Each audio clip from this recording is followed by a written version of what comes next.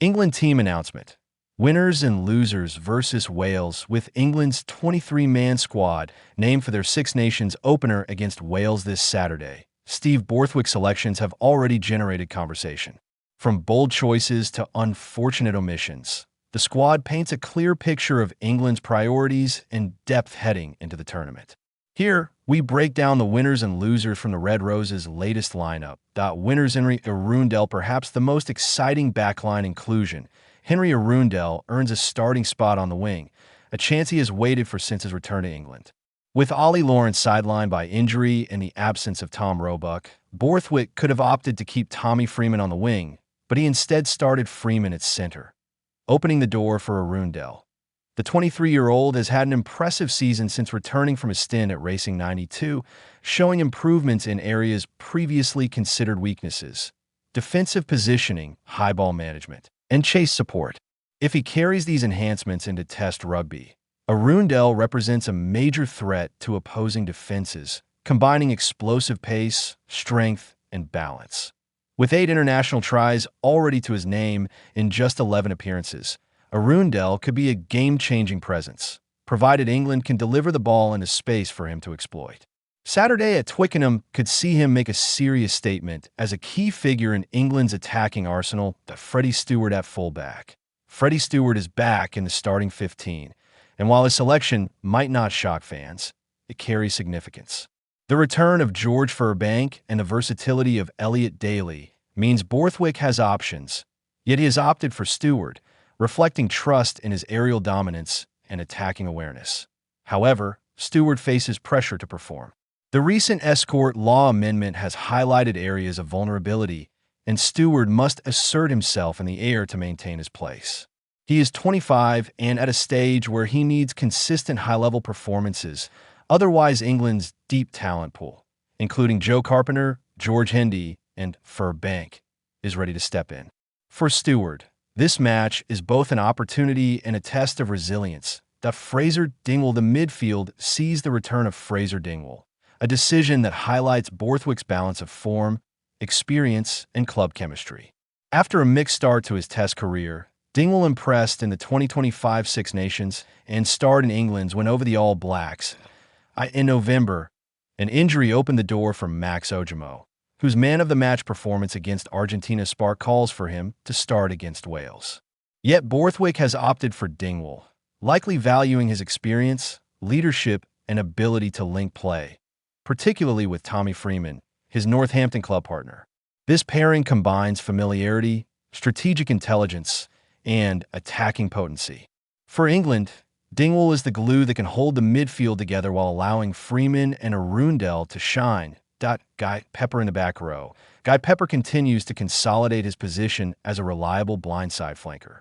The 22-year-old quietly performs the essential work that allows others to flourish, excelling at the breakdown and offering a line-out option despite being slightly shorter than some of his counterparts. Pepper's early Test career may not have attracted headlines, but his consistent performances have made him a coach's dream. A dependable, high-energy player who completes the dirty work and supports the team's strategy. In a squad where competition for the loose forward spots is fierce, Pepper's repeated selection is a testament to his growing influence and effectiveness. Jamie George, one of the most discussed decisions in this squad, is Jamie George starting at hooker and captaining the team in Maro Itoje's absence. George had been stripped of the captaincy prior to the 2025 Six Nations, a move that came as a shock to many. Yet he has approached the setback with professionalism, and his experience now provides England with a steady hand leading the forwards. George's leadership will be pivotal in managing a pack that blends youth and experience, while his set-piece skills and game management remain crucial to England's performance. This is both a personal triumph for George and a strategic decision by Borthwick to ensure stability in the forward unit. Trevor Davison, the tight head role sees Trevor Davison named on the bench, edging out 20-year-old Vilikesa Sela. With Will Stewart and Asher Opokafor unavailable, experience has been favored over youth. While the match against Wales may have been an ideal opportunity to blood Sela, Borthwick has opted for Davison, a player who brings security and reliability in the front row. Davison's inclusion reinforces the idea that Borthwick is balancing risk with squad depth, preferring tested players in pivotal positions while still integrating young talent where possible. Steve Borthwick's selection strategy beyond individual winners. The broader squad selection deserves praise. Borthwick has demonstrated the depth of English rugby with a strong starting 15 despite several injuries. His bold inclusion of a backline featuring Freeman, Arundell, and Feiwaboso is a clear statement of attacking intent. The choice to retain Fraser Dingwall as the midfield linchpin, despite competition from Ojomoh and Atkinson, signals a preference for structure and cohesion. Meanwhile, the 6-2 bench split, featuring Itoje, Tom Curry, and Henry Pollock, offers tactical flexibility and cover for key positions. The only selection that may raise eyebrows is Davison over Sela, but it is likely a reflection of the coaching staff valuing experience in a tournament opener. Losers' injured players' injuries have curtailed the chances of several players who could have challenged for starting spots. Ollie Lawrence, Tom Roebuck, Ben Curry, Finn Baxter, and Finn Smith were all potentially in contention but did not recover in time. Their absence is a reminder of England's squad depth, as replacements are ready and capable of stepping up. Max Ojomoh, Seb Atkinson, and Henry Slade competition at center has been fierce, and the decisions in the 12-13 channels reflect the abundance of talent England now possess.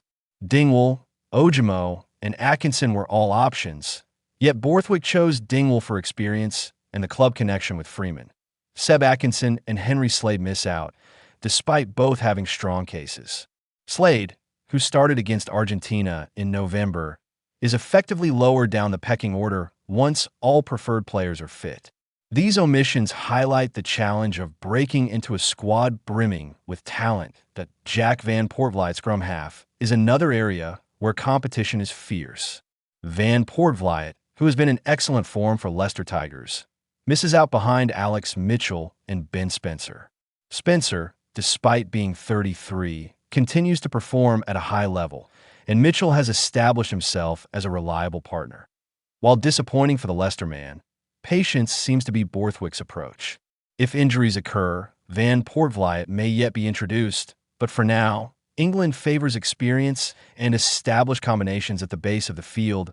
Emmanuel, Iyogun, and Vilikesa Sela, the propositions, also see youth sidelined in favor of experience.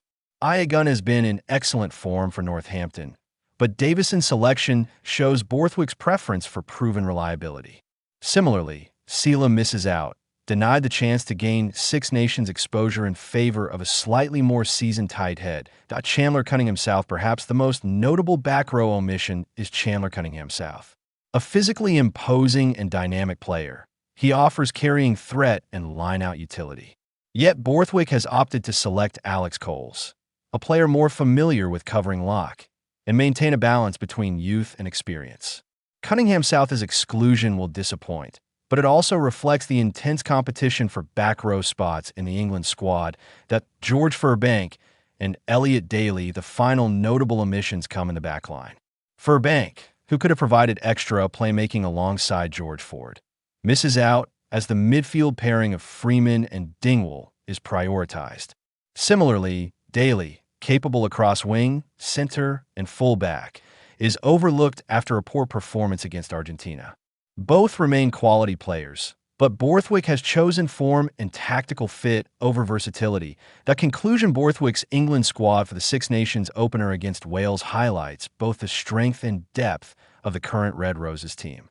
There are clear winners: Arundell, Steward, Dingwall, Pepper, George, and Davison, whose inclusion underscores England's mix of youth, experience, and attacking threat at the same time. There are notable omissions and unlucky players: Atkinson, Slade, Van Poortvliet, Iyogun, Sela, Cunningham-South, Furbank, and Daly, who demonstrate just how competitive England's selection has become.